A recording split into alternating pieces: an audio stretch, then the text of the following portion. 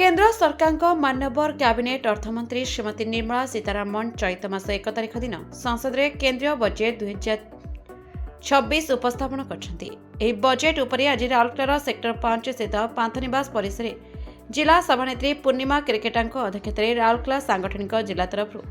आहूत सांबादिक सम्मेलन ओडिशा सरकार मान्यवर कैबिनेट पंचायत राज पानीय जल मंत्री श्रीयुत रविनारायण नायक जोगदी केंद्रीय बजेट एक जनहितकारी क्रांतिकारी और ऐतिहासिक बोली अभिहित करते बजेट सबका साथ सबका विकास सबका विश्वास और सबका प्रयास पर आधारित बोली प्रकाश करते